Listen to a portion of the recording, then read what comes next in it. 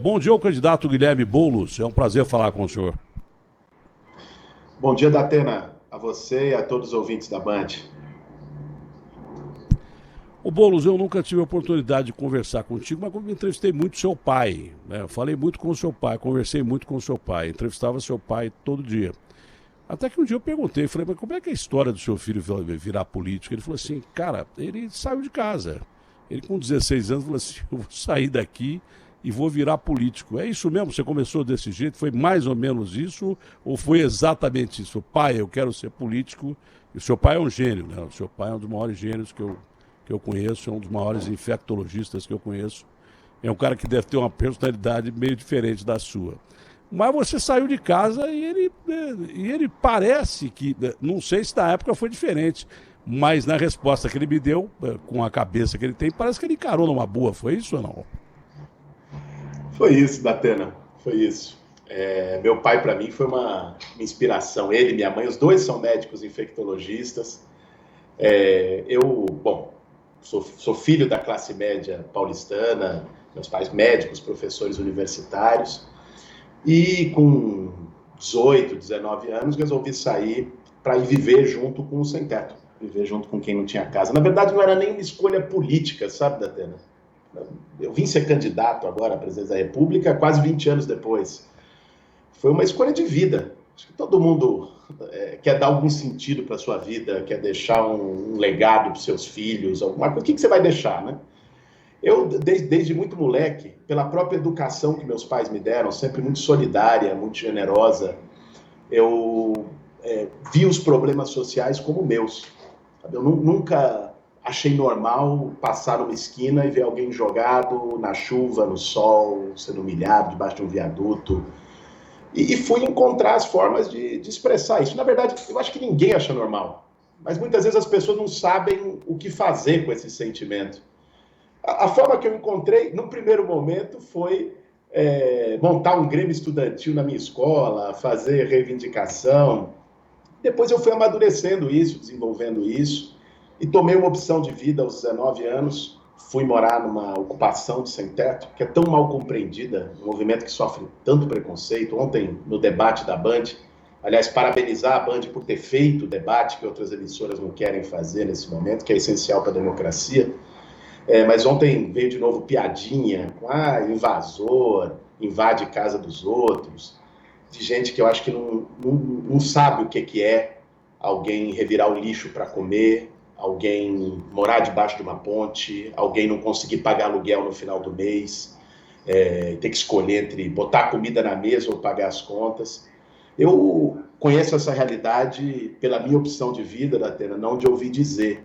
Eu moro na periferia de São Paulo há 20 anos, moro no bairro do Campo Limpo hoje, luto ao lado do sem-teto e aproveito para dizer assim que foi uma coisa que ficou engasgada, viu, Datena? Tá, para mim fica muito engasgada quando as pessoas falam dessa forma desrespeitosa, assim, que o movimento nunca invadiu casa de ninguém, não é isso que o movimento faz, não é um movimento de vagabundo, de gente que não quer trabalhar, que quer tomar o que é dos outros. É gente que trabalha, muitas vezes é a diarista que limpa a privada de quem critica, é o porteiro do prédio de quem critica, mas que mesmo assim não consegue ter uma casa e que, a partir disso, luta de forma organizada para pressionar o poder público para cumprir o seu papel, que é desapropriar imóvel que está abandonado, que deve mais imposto do que o valor dele próprio, para destinar para moradia popular. Essa é a luta que eu dedico minha vida. É a luta que eu estou há 20 anos. E foi aí que começou, na verdade, a minha vocação para depois ir disputar a política. Mas uma política com P maiúsculo, não a politicagem. Né? Mas eu vim do movimento social e vim dessa escolha de vida para tentar mudar a política, para fazer uma política de outro jeito. É nisso que eu acredito. Ô Guilherme, você disse que não sabe como é que as pessoas lidam, não é? Com o cara que mora na rua, com o cara que está ali abandonado. Eu li uma coluna um dia do Sakamoto que eu achei excepcional. O cara morreu de frio, né? O que acontece com frequência. Agora vai morrer de calor, o calor que está aqui. mas são pessoas abandonadas e invisíveis, ficam na rua e o sentimento das pessoas, sabe qual é o sentimento das pessoas para com as pessoas que estão ali? Primeiro é de repulsa, tá? Esse cara sujo tá aí do lado. E segundo, é de passar e fingir que não viu. Foi mais ou menos o que o Sakamoto disse, eu só percebi que o cara era um ser humano quando ele morreu por causa do frio. Então, não é que as pessoas, como é que as pessoas lidam? As pessoas não lidam, né? Não lidam. Empurram para baixo do tapete, como se fosse alguma coisa suja que está ali. E sem saber que nós somos responsáveis por isso também. É dessa forma que o ser humano lida com o que não é legal para ele, com o que ele não acha bonito, com o que lhe incomoda. Ele não lida, é simplesmente isso. Você teve a coragem de partir e ter uma opção de vida. Você é candidato pelo PSOL, mas muita gente diz que você parece pra caramba, e parece mesmo, eu estou vendo agora, até na forma de falar, com o ex-presidente Lula, né? Tem um discurso um pouco mais claro que o Lula, tem as suas ideias, é um cara independente. Você gosta do Lula, não nega isso, mas muita gente diz que você é o cara que vai herdar o legado do presidente Lula. Como é que você lida com essa história? Aliás, você foi muito mais solidário quando o Lula esteve preso com ele do que muito petista que nem apareceu por lá.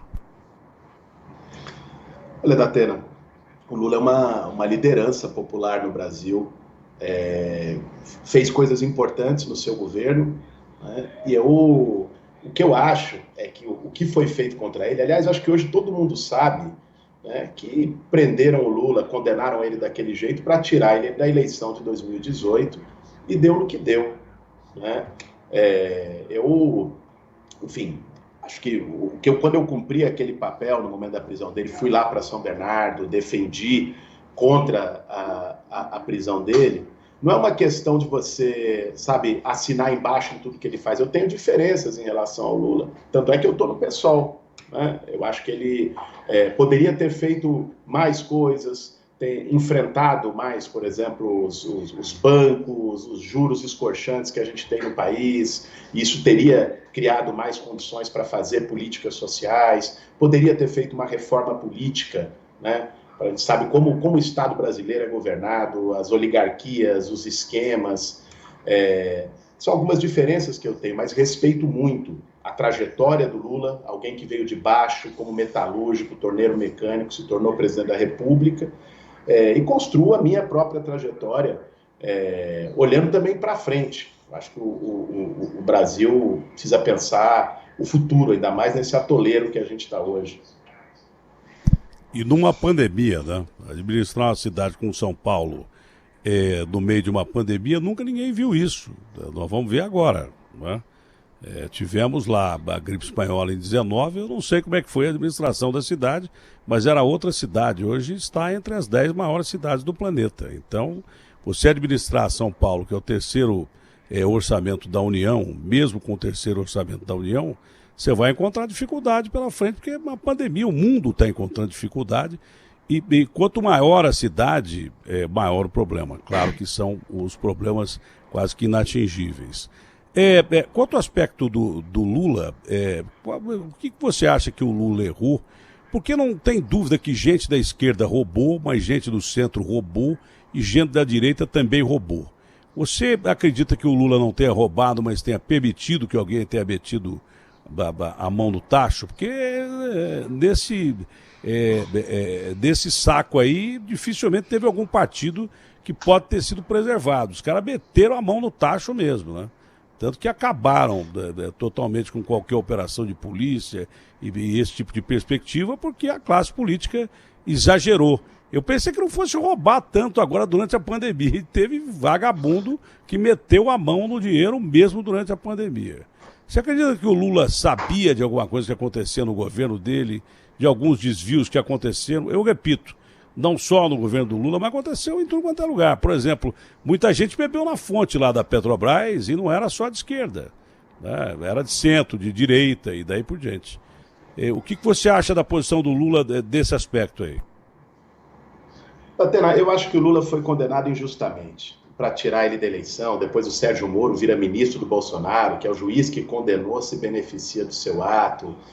O Bolsonaro vira essa desgraça, diz que ia acabar com a corrupção no Brasil, e a gente está vendo Queiroz, rachadinha, todos os lavagem de dinheiro, todos esses esquemas aí no governo dele. Eu acho assim, a corrupção no Brasil ela é estrutural, esse é o problema. Por isso que eu falei aqui de uma reforma política. A gente sabe como é que funciona mais ou menos o jogo, né?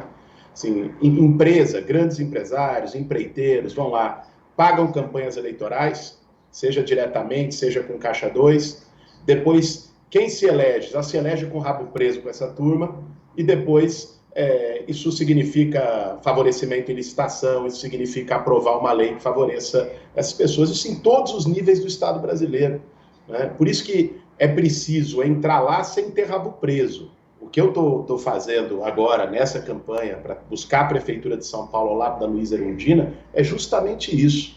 Você citou sobre a necessidade de ter dinheiro público durante a pandemia, a crise econômica que vai vir e que vai pegar o país e o mundo no pós-pandemia. Olha, Datena, se o dinheiro público não vai para os esquemas, aqui, por exemplo, na cidade, não vai para a máfia de transporte, se não vai para a máfia de transporte, máfia de empresa de lixo, se não vai para a empreiteira, sobra para fazer política social. Talvez o maior exemplo que a gente possa ter aqui na história da cidade, inclusive, foi o governo da Luiza Erundina, há 30 anos atrás, que hoje é minha vice. O orçamento da cidade, Datena, era 10 vezes menor do que é hoje. E a Erundina fez 6 hospitais. O Bruno Covas não entregou nenhum. Ela fez casa para 150 mil pessoas. Agora estão entregando com 70 bilhões de orçamento 10 mil casas em 4 anos. Né? Ela colocou 2 mil novos ônibus em circulação. Por quê? Porque enfrentou as máfias, porque não teve esquema, porque o dinheiro não foi para o ralo da corrupção. E aí é possível fazer muita coisa. Por exemplo, pós-pandemia agora em São Paulo, né, nós vamos ter 2 grandes desafios, Datena, que é a saúde e o emprego e a renda das pessoas. Né? Aliás, a gente viu no Brasil um cenário quase surreal. Eu estava ouvindo você comentar antes sobre a quarentena e o Trump e o Bolsonaro. O Bolsonaro disse que queria salvar os empregos. E com isso não andava de máscara, descuidou da pandemia, disse que era uma gripezinha, fez pouco caso da morte das pessoas. O Dória e o Bruno Covas diziam que iam salvar vidas. A verdade é que não salvaram nem vida nem emprego. São Paulo é a segunda cidade do mundo com mais morte por coronavírus, só está atrás de Nova York, e é a capital mundial do desemprego. 3 milhões de desempregados na nossa cidade. E a loucura, Datena, é que mesmo durante a pandemia, com 12 mil mortes em São Paulo, nós temos hospital fechado. É inacreditável, hospital fechado ou parcialmente aberto. Hospital Sorocabana, na Lapa, Hospital da Brasilândia, Hospital de Parelheiros, parcialmente aberto, Hospital Menino Jesus, em Hermelino Matarazzo, totalmente fechado. Aí pegou o dinheiro, contratou o OS sem licitação, né, um monte de organização, que foi o mesmo esquema do Witzel lá no Rio de Janeiro, né, que levou a cassação dele, contratou os hospitais de campanha. Mas há muito tempo essas organizações, e não é só o IABAS não, nós estamos indo atrás, mas há muito tempo essas organizações estão no governo de São Paulo, não é só o IABAS, nós estamos indo atrás de mais organizações aí. A gente já sabia aqui o que podia acontecer no Rio de Janeiro com esse negócio do IABAS. Eu avisei a prefeitura. Falei, olha, esse negócio de hospital de campanha aí, vocês tomem cuidado, mas não deu outra. Só para você ter uma ideia, no hospital do AMB, a maioria dos leitos não foi usada. Sabe quanto custava cada leito? Em R$ 3.800. Outra coisa, hospital de campanha no Pacaembu. A gente contratou pessoal do Einstein, né? 500 pessoas do Einstein para o hospital de campanha do Pacaembu, que quer queira, quer não queira, foi subutilizado e logo fechado. Eu nunca vi isso. Né? Você tem número de casos aí de 1.000 casos e você fecha o hospital. Nunca vi isso.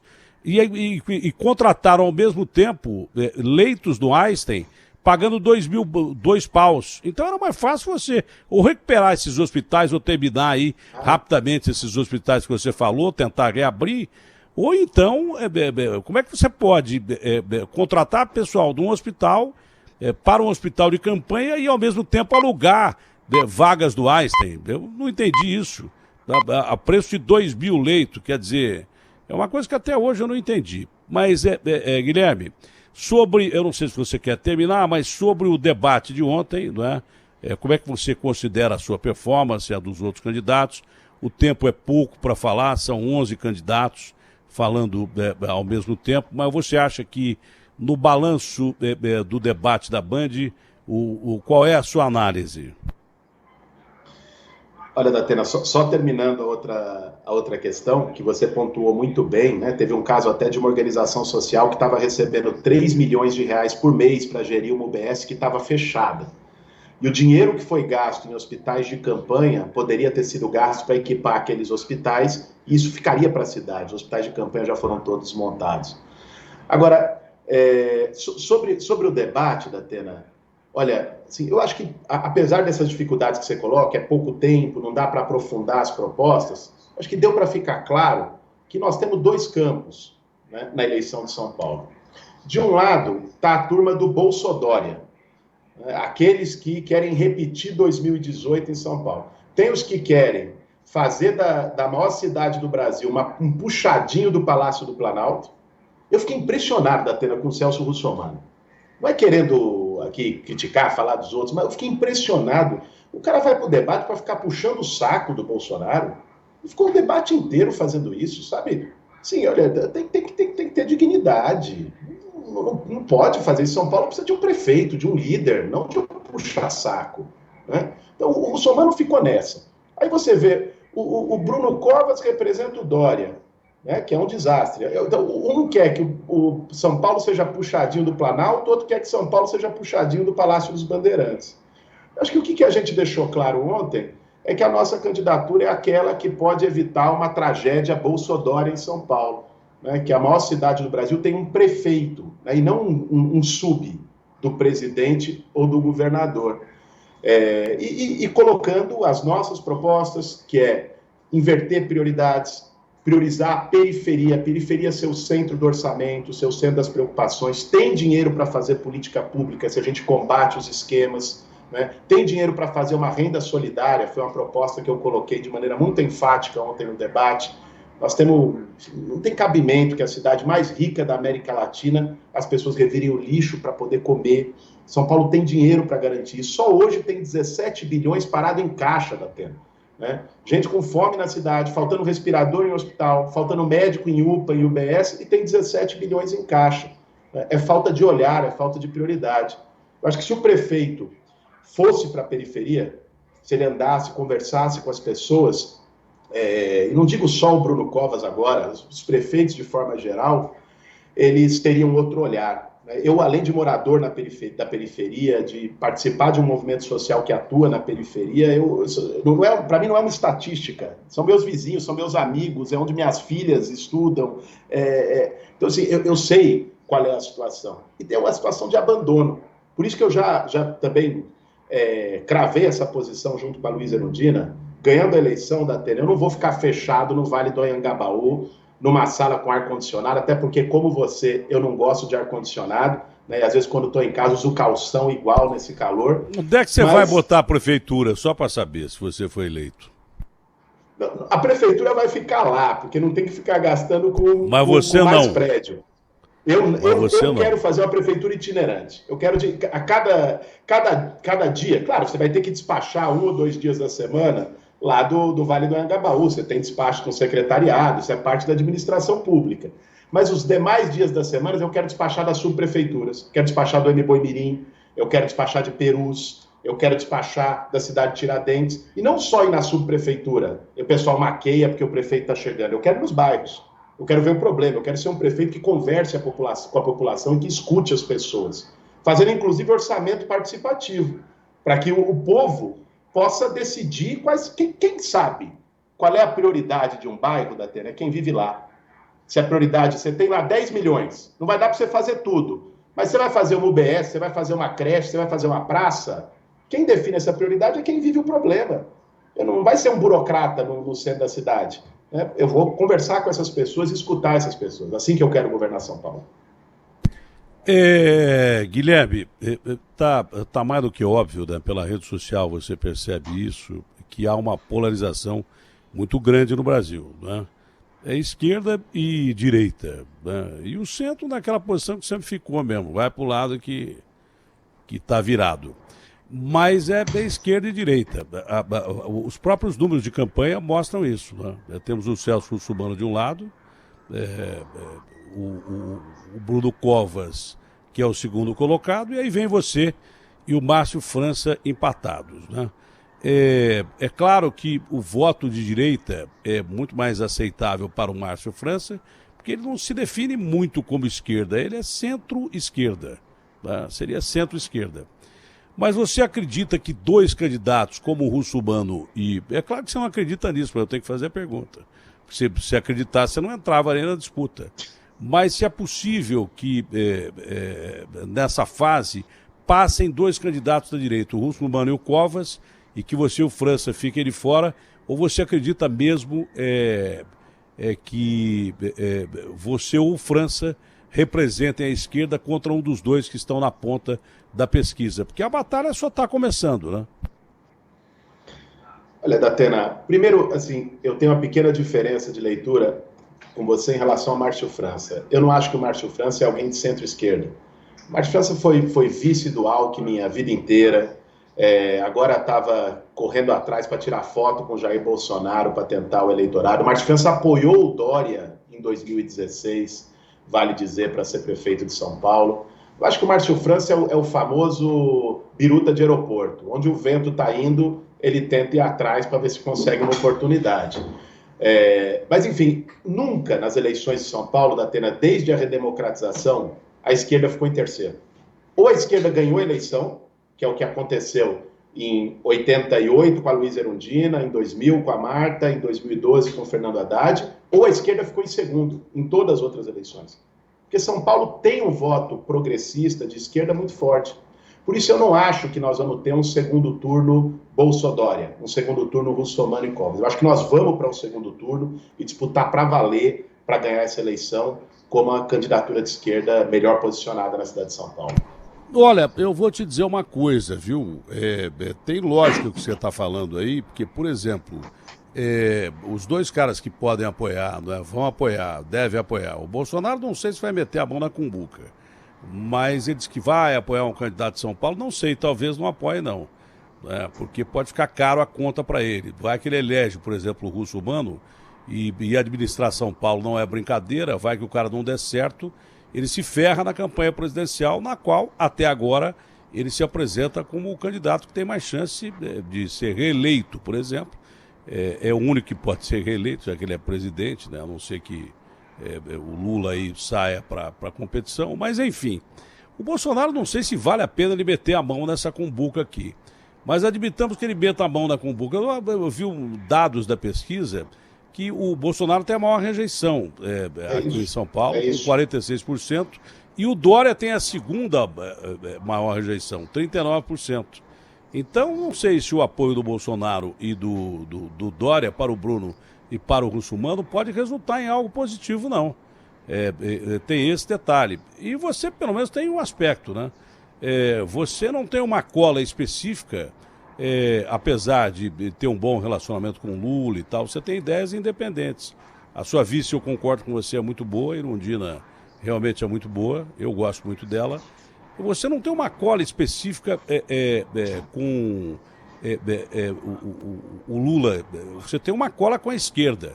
Você acredita que essa polarização te leva ao segundo turno? Acho que pode levar, sim, Datena. E eu vou, obviamente, nesses próximos 40, 45 dias que a gente tem de campanha, brigar para que leve. Até porque eu sinto, Datena, tenho andado por São Paulo, conversado com muita gente, eu sinto que tem um desejo profundo de mudança. Ninguém está satisfeito, né? Ninguém está satisfeito com a forma como a prefeitura lidou com a pandemia, ninguém está satisfeito com a forma como o Bolsonaro lidou com a pandemia, que é uma forma desumana, né? Uma forma, uma gripezinha, e daí, né? Caçoando da morte das pessoas. Eu acho que tem muita gente em São Paulo querendo mudar, sentindo que a cidade está abandonada, e que é preciso virar esse jogo na maior cidade do Brasil. E a nossa candidatura é aquela que apresenta as melhores condições de fazer essa virada de jogo, de virar a página na cidade, de falar, olha, vamos inverter prioridade, A periferia está abandonada, vamos investir na periferia, vamos enfrentar de verdade esses esquemas, né? Vamos abrir a planilha, a caixa preta das empresas de ônibus. Não sei se você sabe, Datena, foi um estudo do IDEC, que é uma organização respeitável, né? Esse sim defende o consumidor, né? Não o russomano, que até multa do PROCON levou e fica dizendo que defende o consumidor, mas o estudo do IDEC mostrou que se fizer uma lupa diante dos contratos de empresa de ônibus em São Paulo, dá para economizar R$1 bilhão por ano. Ou seja, dá para fazer redução gradual da tarifa, dá para fazer como nós estamos propondo na nossa campanha, passe livre para desempregado, passe livre para estudante, passe livre para mulheres com filhos de menos de 2 anos, né, para que facilite, inclusive, o atendimento, levar ao médico na primeira infância e tudo mais. Então, é possível fazer muita coisa em São Paulo se você tiver um olhar para a periferia, uma prioridade em relação à periferia, governar para as pessoas, não governar para os negócios, não governar para os esquemas. É daí que eu venho do movimento social, conseguimos fazer muita coisa sem a caneta na mão, com a caneta na mão, eu acho que a gente pode revolucionar São Paulo. Olha, para encerrar, é um problema crônico de São Paulo que todo mundo diz que vai resolver, não resolve porcaria nenhuma. Mas dizer antes que eu convidei, depois da última pesquisa, eu convidei os 4 primeiros colocados a falar antes do debate da Band. Né? Convidei o Márcio França, que foi o primeiro a falar, o Bruno Covas, que foi o segundo a falar, o russomano nem me respondeu, eu mandei recado no telefone pessoal dele, ele nem me respondeu, e o Boulos disse que não podia vir ontem na quinta, estava se preparando para o debate, ou não sei se está quarta também, porque eu queria ouvir os 4 primeiros. Né? Agora, o programa está aberto a todos os candidatos que quiserem participar daqui, nós vamos ouvir os candidatos, mas o convite foi feito. O único que não quis vir foi o russomano, queria deixar claro isso aí, democraticamente falando, e aliás, democraticamente falando, foi um prazer recebê-los todos os candidatos aqui no Sistema Bandeirantes de Comunicação, um debate que o Mitre, acho que é o cara que mais comandou debates até hoje no mundo, né? E sempre teve muito carinho com esse debate, é muito importante esse debate, concordo com você, as emissoras que não querem fazer esse debate, acho que vão errar. Né? Vão errar primeiro porque vão admitir que rede social é mais importante que televisão e não é. A televisão hoje significa para a internet, no meu ponto de vista, mesmo porque todas as emissoras de televisão já têm conversão para a internet, então não há por que ter, é uma coisa clara. Né? Mas a televisão está hoje para internet, para rede social, para sites, daí por diante, o que esteve o rádio para a televisão. Disseram que, olha, o rádio vai desaparecer com a televisão, pelo contrário, o rádio, o velho rádio, a lenha, que eu estou fazendo aqui, que eu gosto de fazer, que é o rádio antigo, já antevia a internet, porque ele tinha interatividade, ele ouvia quem estava do outro lado, era a participação de ouvinte pra caramba, toda hora o ouvinte falando. A televisão foi meio que elitista, porque ela sempre, ela falou o que queria, mas não ouviu o que o cara estava pensando do outro lado. O rádio já antevia isso. Do mesmo jeito que o rádio se fortaleceu com a televisão se fortalece com a internet. Eu acho que quem não faz debate vai errar, mas é problema de quem erra, não é meu. Eu não trabalho em outra televisão, eu trabalho aqui no Sistema Bandeirantes de Comunicação, onde tenho o maior orgulho e honra, inclusive dos debates realizados aqui, que a Band é a grife do debate.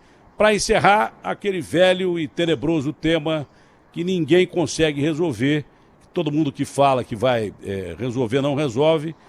Não é só a Cracolândia, mas o centro histórico de São Paulo, que está jogado no lixo, e se você joga a sua história no lixo, você acaba jogando também o seu futuro no mesmo latão, só que de uma forma diferente. Né? Então, o que você pretende fazer para o centro de São Paulo, que não é só a Cracolândia que é problemática no centro de São Paulo, o centro todo de São Paulo é um problema. Aliás, São Paulo é uma grande periferia, inclusive no centro. Né? Esse é o grande detalhe. Aqui você tem uma inversão, eu estou usando uma analogia aqui. A gente consegue ser periferia no centro da cidade. Né? Porque periferia aqui tem outro termo, que é um país de pobres. Isso aqui não é um país de ricos. 40 pessoas são consideradas bilionárias, tem mais de $1 bilhão num país de 210 milhões de habitantes. Então, o Brasil é uma periferia, é um país de pobre. Mas para o centro de São Paulo e a Cracolândia, qual é a sua perspectiva? Essa é a última pergunta, já para encerrar a sua participação aqui, que eu agradeço, como agradecia do Covas e também do Márcio França. O espaço fica aí reservado para todo candidato que quiser participar. Pois não, o Guilherme? Datena, meu caro, primeiro você pontuou uma coisa muito importante, que é o tamanho da desigualdade no Brasil e em São Paulo. Isso é uma loucura. Você anda 20 quilômetros, você sai de índices sociais da Suécia, da Noruega, para os índices sociais dos países mais pobres do mundo. E você lembrou bem que o centro antigo, uma coisa é chamar o centro expandido, que aí tem os bairros da Zona Oeste, ou os bairros da Zona Sudoeste, pega Moema, Vila Mariana, ou os Jardins, que são bairros mais ricos. Agora, o centro antigo, ali Sé, República, está tão abandonado quanto as periferias da cidade. Né? Não é à toa que a Cracolândia está justamente ali. Em relação à Cracolândia, Datena, assim, eu tenho a convicção, até porque isso nunca deu certo antes, de que a solução não é porrada, a solução não é jogar bomba, não é meter polícia. Você acha que você vai tratar dependente químico com porrada? Se seu filho começar a usar droga e se viciar, você vai dar porrada nele para resolver? Não é assim que se resolve.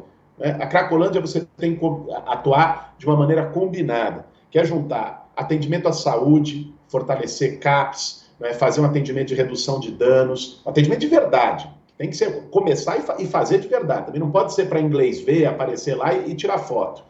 Juntar isso com acolhimento de moradia, porque ali tem um problema que não é só de droga, de abuso de substância química, é um problema também que as pessoas estão sem teto, estão jogadas na rua. Então você tem que ter um acolhimento emergencial, para isso nós estamos propondo as casas solidárias, que vão acolher essas pessoas, e a porta de saída é trabalho, é emprego, Datena, é colocar essas pessoas em frente de trabalho. Se você combina saúde, moradia e trabalho, você tem condições de resolver o problema da Cracolândia. Quem vier com solução mágica, vou acabar, ou tem que ser claro e dizer que quer matar as pessoas, que as pessoas não desaparecem assim, né? Aliás, foi o que o Dória fez, falou, vou acabar com a Cracolândia. Está aí 4 anos, a Cracolândia é maior do que era antes. Né? Então, a minha proposta para a Cracolândia é tratar como um problema complexo, né? Ter o pé no chão e agir como agiu Lisboa, como agiu Vancouver, no Canadá, com situações muito parecidas, né? Que é combater na raiz do problema e você conseguir resolver ela no médio prazo. E aí sim é possível acabar com a Cracolândia, não na porrada. E para o centro, de maneira geral, Datena, sabe qual é um dos maiores problemas do abandono no centro? É justamente o que a gente colocou, que você me questionou também no começo da entrevista, que é um monte de imóvel abandonado. Nós temos 40 mil imóveis abandonados só no centro expandido. Você pega alguém 8, 9 horas da noite, ninguém se sente seguro. Eu não me sinto seguro de andar no centro de São Paulo 8, 9 horas da noite. Imagina uma mulher, né? Ninguém se sente seguro, porque é um estado de abandono. Então, qual é a nossa proposta? É fazer valer o plano diretor, fazer valer o estatuto da cidade, desapropriar esses imóveis que estão abandonados, devendo mais imposto do que o valor deles, fazer moradia popular, requalificar. Não é de qualquer jeito, não é ocupação, é requalificar, reformar e dar moradia digna para as pessoas. E no térreo você faz comércio, pega os casarões que estão abandonados no centro, faz centros culturais, você leva gente, você leva vida ao centro. Né? É dessa maneira que é possível fazer uma revitalização de verdade, não a partir dos interesses da especulação imobiliária, mas garantindo combate à desigualdade, garantindo moradia para as pessoas poderem morar mais perto do seu trabalho. Né? Hoje, alguém que sai do fundão da Mboimirim, onde eu vou estar amanhã, lá no Jardim Aracati, aproveito para convidar quem é da região às 3 horas da tarde, quem sai do fundão da Mboimirim demora 2 horas e meia, 3 horas para chegar no seu trabalho no centro. Se você dá a oportunidade de mais trabalhadores morarem no centro, o cara vai poder ir de bicicleta para o trabalho, vai poder ir a pé para o trabalho. Então, é 2 em 1. Você garante que tenha mais vida no centro, tira desse estado de abandono e melhora a qualidade de vida das pessoas, dos trabalhadores de São Paulo. É isso que eu vou fazer como prefeito da cidade. Guilherme, foi um prazer conversar com você. Dá um abraço no seu pai, que eu tenho muito carinho por ele. Ele salva vidas há muito tempo, não é de hoje que ele faz isso. E foi um prazer ter esse primeiro papo com você. Já tem muitos candidatos ligando para cá. Eu repito que o espaço está aberto democraticamente a todos eles. Um ótimo dia, fica com Deus e saúde para você e família. Você também, Datena. Grande prazer, obrigado pelo convite. E sempre que você chamar, eu não sou daqueles que nega convite, que não responde, não. Você chamando, eu vou estar aqui no teu programa. Abração. Abração, forte abraço ao Boulos.